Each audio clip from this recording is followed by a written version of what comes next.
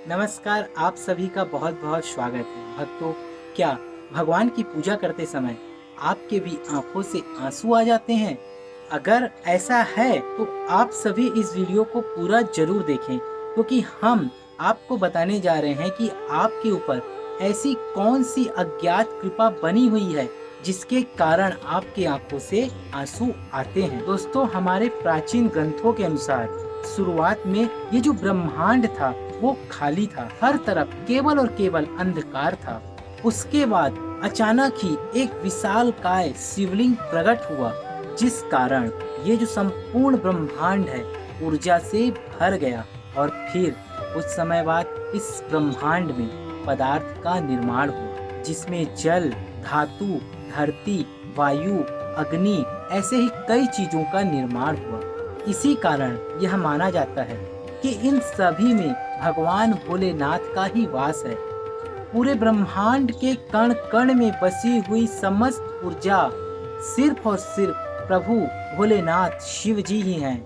शिव जी ही आदि हैं और शिव जी ही अंत हैं। भक्तों, जब भी आप पूजा पाठ करने बैठ जाते हैं तो आपकी जो आत्मा है उसका कनेक्शन भोलेनाथ के साथ हो जाता है। भगवान जो है वो सर्वव्यापी है, समस्त ब्रह्मांड की सजीव और निर्जीव चीजों में ही उनका वास है। इसी कारण जब आपकी अंतर आत्मा का भगवान के साथ संपर्क जुड़ जाता है तो वो आपको कुछ संकेत देते हैं। ये संकेत बहुत ही दुर्लभ होते हैं, जिसे हम समझ नहीं पाते हैं। सर्वव्यापी परमात्मा सभी जीव जंतुओं के आत्मा से जुड़ा हुआ है। भी हम पूजा पाठ करते हैं, ध्यान करते हैं तो हमारे आसपास का वातावरण सकारात्मक ऊर्जा से भर जाता है और इसी कारण से हमें प्रसन्नता महसूस होती है। दुख का जो माहौल होता है वह भी खुशी में बदल जाता है। आप कितने भी तनाव में क्यों ना हो, आपको ध्यान करने से, पूजा करने से बहुत ही अच्छा महसूस होने लगता है, क्योंकि ध्यान से जो शक्ति निर्मित होती है उनका प्रभाव ही कुछ ऐसा होता है।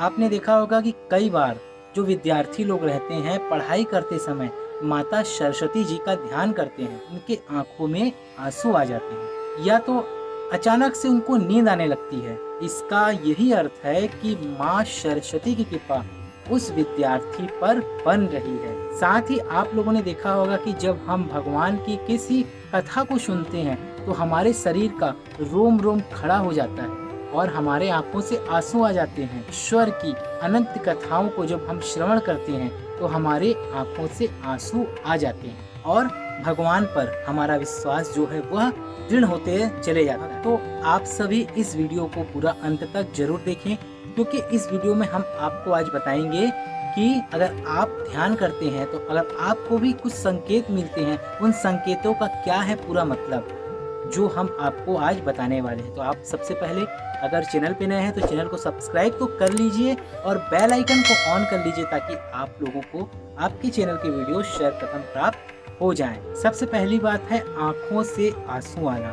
जी हाँ, अगर आप पूजा कर रहे हैं, ध्यान लगाकर बैठे हैं और आपके आंखों से आंसू आते हैं तो इसका यही संकेत है कि आपकी आत्मा का ईश्वर की शक्ति से मिलन हो चुका है। अगर आप साईं बाबा का ध्यान कर रहे हैं, महादेव का ध्यान कर रहे हैं उनके सामने, तो समझिए भगवान का आपसे कनेक्शन हो चुका है। ऐसे समय में आप सभी भगवान को अपनी मनोकामना जरूर बताएं, क्योंकि ऐसे समय पर की गई ईश्वर की हर प्रार्थना का आपको फल बहुत ही जल्दी प्राप्त होगा।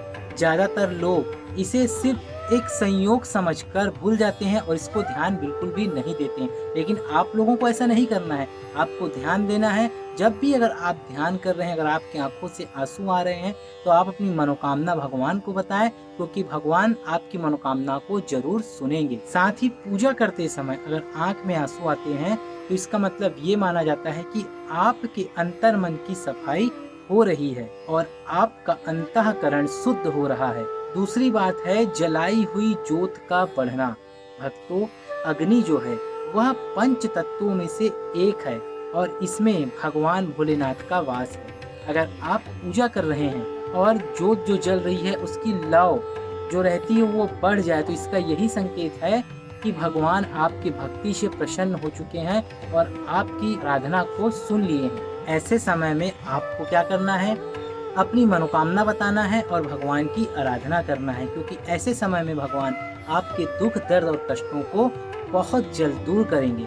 तीसरी बात है अगरबत्ती का धुआं। जी हाँ, अगर आप लोग पूजा करते हैं और पूजा करते समय आपके द्वारा लगाई गई धूप बत्ती, अगरबत्ती का धुआं अगर भगवान की तस्वीर, प्रतिमा की तरफ जा रहा है, तो इसका मतलब है आपके द्वारा की गई पूजा को भगवान ने स्वीकार कर लिया है। चौथी बात है फूल का गिरना। जी हाँ, अगर आपने पूजा से पहले भगवान की प्रतिमा पर फूल चढ़ाया है और अगर वह गिर जाता है पूजा करते समय और वो फूल अगर आपकी ओर गिरता है, तो ये बहुत ही ज्यादा शुभदायक माना जाता है। इसका अर्थ है भगवान ने आपकी पूजा को स्वीकार कर लिया है और उसका उचित फल आपको बहुत ही जल्द प्राप्त हो जाएगा। पांचवी बात है भगवान की आरती या पूजा करते समय अगर आपके द्वार पर गाय आती है, तो ये भी एक बहुत ही ज्यादा शुभदायक माना जाता है। द्वार पे आई हुई गाय माँ का आप पूजा करें, उसे हो सके तो रोटी खिलाएं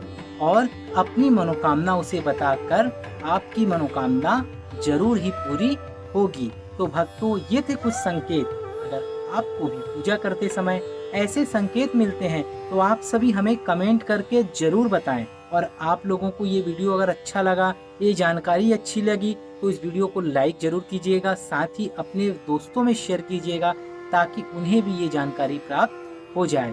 साथ ही अगर आप लोग आपके इस चैनल पे नए हैं तो चैनल को सब्सक्राइब करके बेल आइकन ऑन कर लीजिए ताकि आप लोगों को सर्वप्रथम आपके चैनल के वीडियो प्राप्त हो जाएं। हम मिलेंगे अगली बार एक नई खास वीडियो के साथ। तब तक के लिए बहुत बहुत धन्यवाद। जय श्री राम, जय साईं राम, ओम साईं राम।